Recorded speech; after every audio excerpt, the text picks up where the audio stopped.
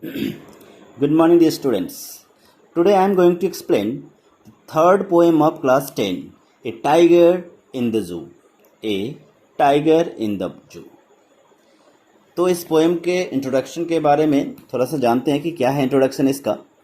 इसमें कहता है पोएट कि the poem contrast A tiger in the जू with the tiger in the natural habitat, यानी इसमें कंपैरिजन किया गया है दो टाइगर के बीच में। एक टाइगर जो जू में रहता है, जो केज में बंद होता है, और दूसरा जो natural habitat, natural surrounding, natural home में रहता है, यानी जंगलों में रहता है। The poet moves from the zoo to the jungle and back again to the zoo. Poet जो है कहाँ जाता है? जू में जाता है, जू से जंगल जाता है, फिर बैक जो होता है कहाँ पे? जू में होता है। जू से जंगल, फिर जंगल से जू आ जाता है।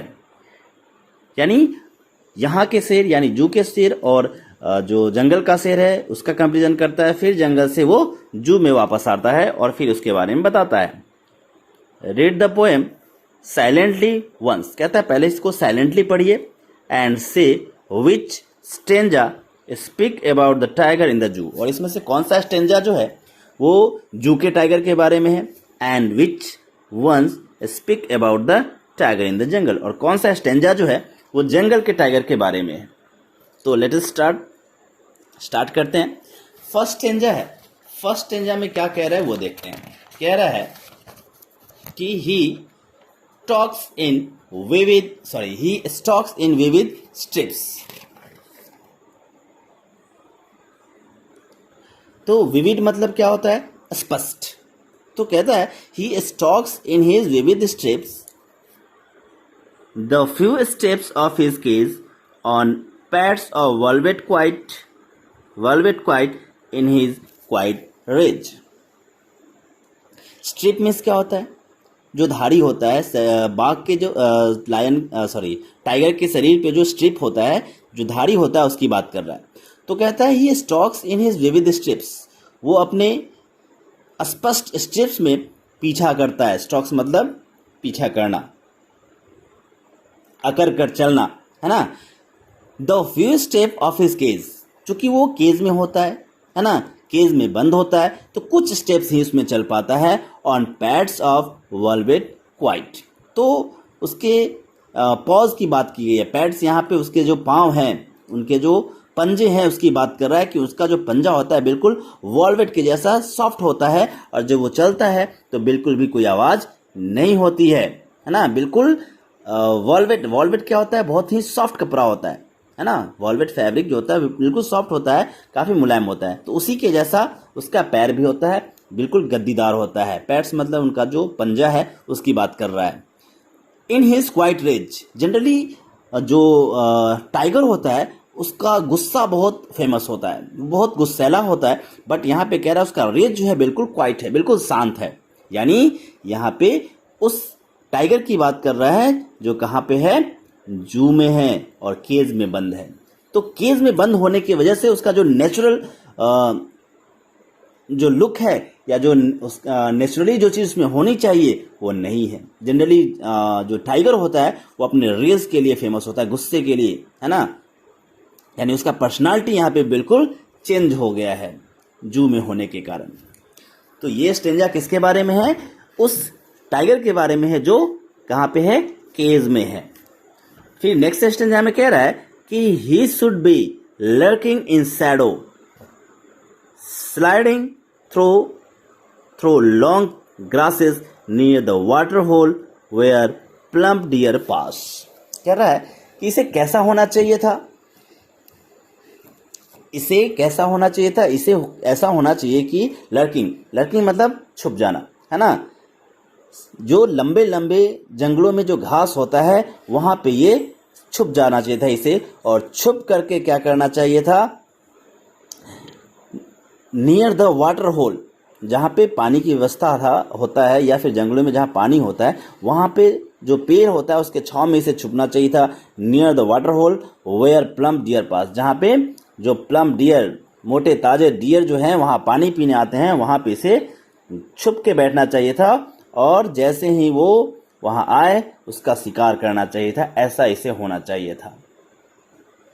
यानी जनरली ऐसा होता है टाइगर। ये किसकी बात कर रहा है? जो टाइगर कहाँ रहता है? जंगलों में रहता है, उसकी बात कर रहा है। उसे कैसा होना चाहिए था?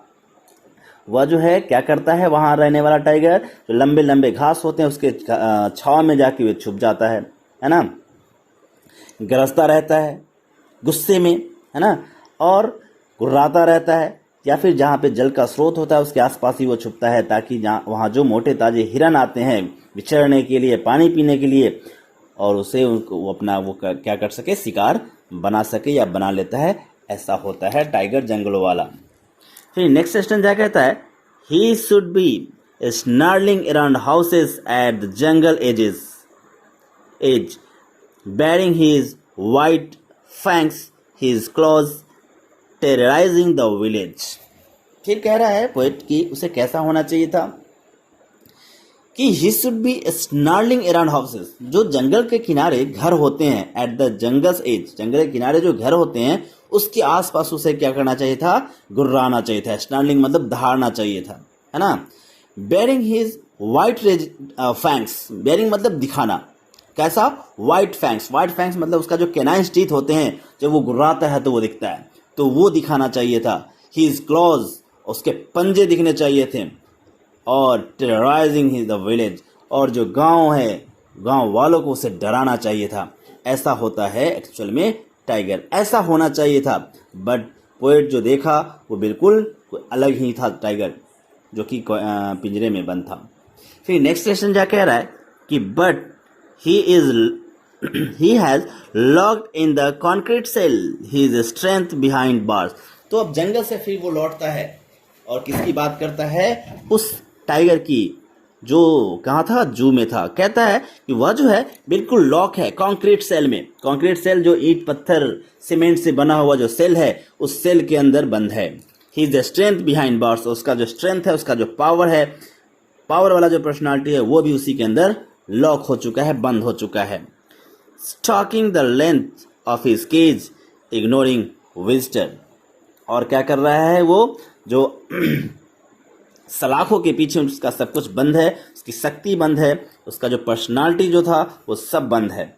और वह आगंतुकों की अपेक्षा करके, जो आगंतुक जो लोग आते हैं उनको देखने के लिए, विजिटर्स जो आते हैं उनकी वो अपेक्षा करते हैं, उसको वो नज़रअंदाज कर देते हैं और गर्व के साथ इधर उधर टहल रहे हैं, ये दिखाने के लिए कि वो जो कुछ कर नहीं सकता, पिंजरे के अंदर बंद है, वो गुर्रा नहीं सकता, उस पर अटैक नहीं कर सकता, इसलिए वो लोगों को क्या कर रहा है? इग्नोर कर रहा है। फिर नेक्स्ट स्टेंजा है, ये कह रहा है कि he hears the last voice at night, the patrolling cars and tears with the brilliant eyes at the brilliant stars। तो वो आखिरी में किस चीज़ का आवाज़ सुनता है? पेट्रोलिंग कार्स का। पेट्रोलिंग कार होते हैं जो गार्डिंग के लिए रातों में या इधर उधर घूमते रहते हैं ताकि वो सिक्योरिटी प्रोवाइड करा सकें, तो उसकी आवाज़ वो आखिरी में सुनते हैं, है ना, जंगलों में पेट्रोलिंग के लिए, ताकि कोई किसी को नुकसान ना पहुंचाए। तो वो उसकी आवाज़ लास्ट में सुनते हैं।